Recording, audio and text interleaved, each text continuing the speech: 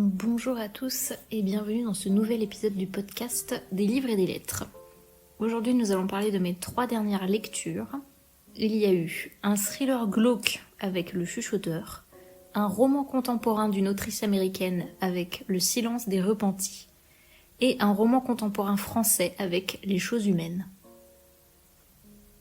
Commençons avec Le Chuchoteur de Donato Carisi.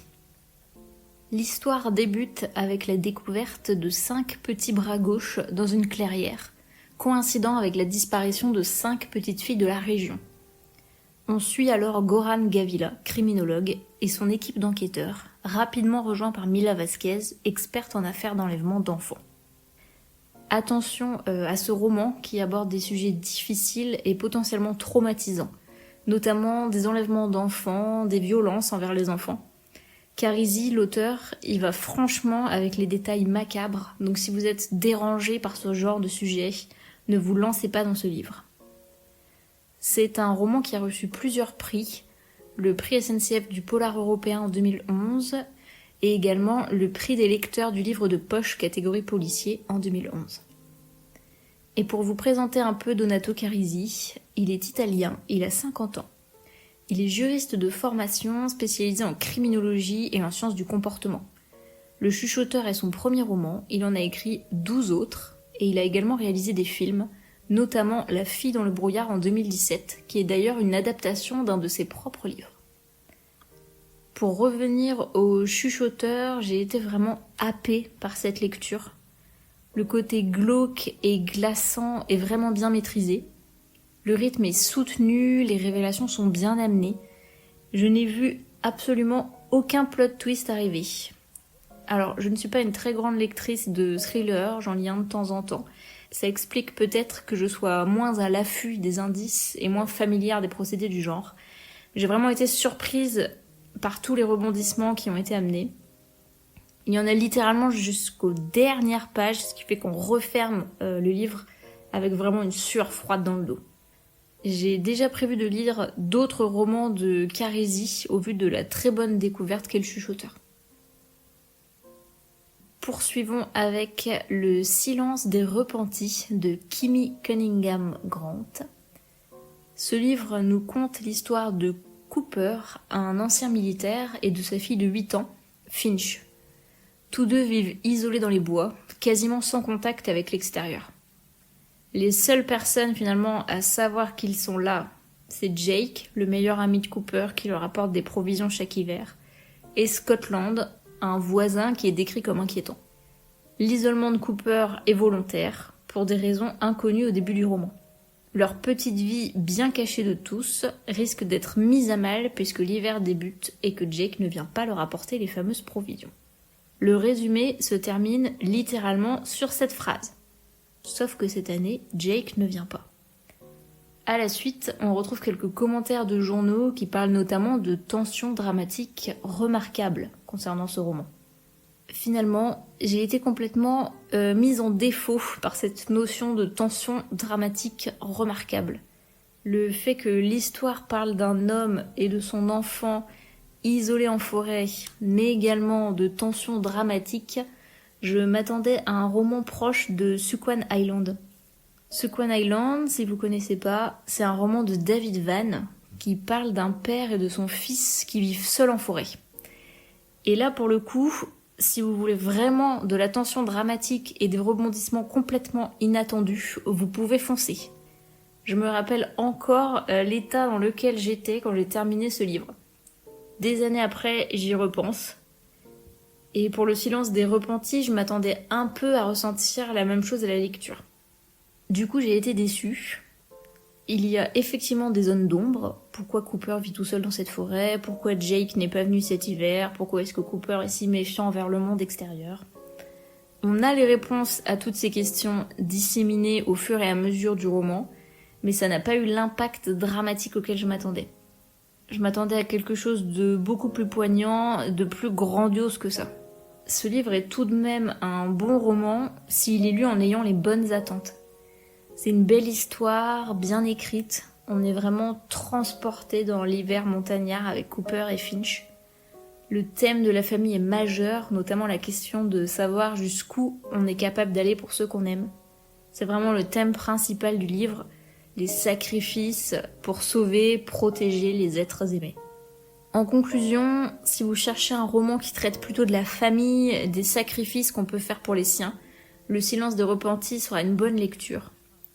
Par contre, si vous voulez quelque chose de plus percutant, plus violent, dirigez-vous plutôt vers Sequan Island de David Vann. Et on va terminer avec Les choses humaines de Karine Thuil.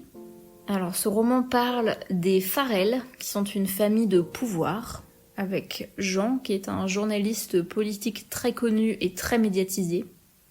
Claire, son épouse de 20 ans, sa cadette, qui est une essayiste féministe. Ils ont un fils, Alexandre, qui fait des études d'ingénieur à l'université Stanford. Et ce tableau de réussite sociale est bouleversé par une accusation de viol. J'étais très curieuse de découvrir ce roman, de découvrir la plume de Karine Thuil en premier lieu, puisque je n'ai jamais lu de roman de cette autrice, et de voir ensuite comment elle allait bien pouvoir traiter ce sujet qui est difficile à écrire de façon adaptée. C'est un livre qui a reçu notamment le prix Interallié et le prix Concours des lycéens en 2019, année de sa sortie, et il a même été adapté en film par Yvan Attal en 2021, pour ceux que ça intéresse. Karine Thuil, c'est une autrice française qui aime écrire sur des sujets d'actualité.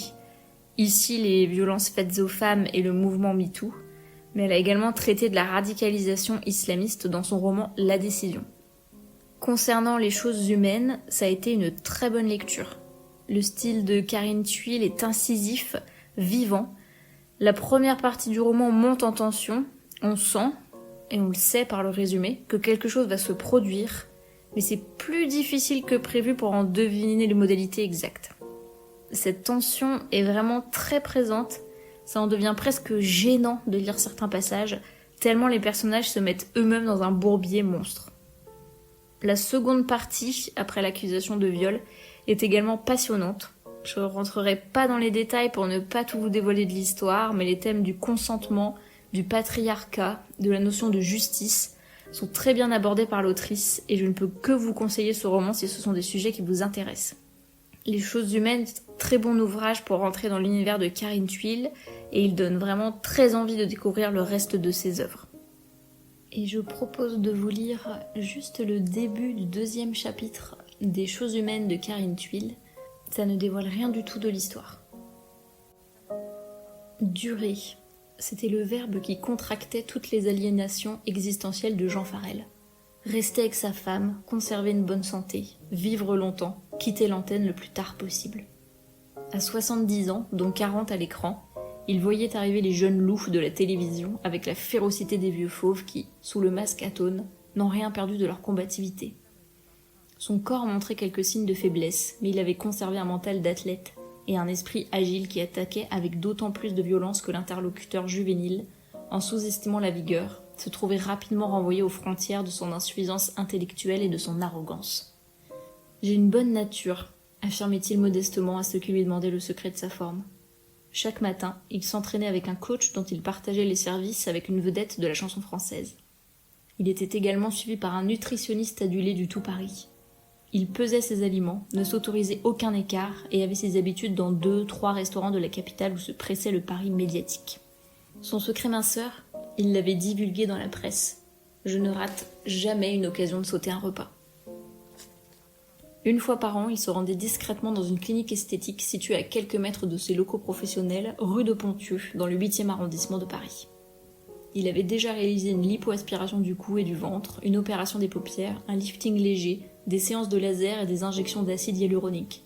Jamais de botox, qui figeait les muscles et donnait un air de poupée de cire. Il recherchait le naturel. Il passait également 3 semaines par an, une en hiver et 2 en été, en haute montagne où, sous le contrôle d'un cardiologue et d'un naturopathe, il s'imposait un jeûne restrictif et s'adonnait aux joies de l'alpinisme et de la randonnée. Après ça, il avait le rythme cardiaque d'un adolescent.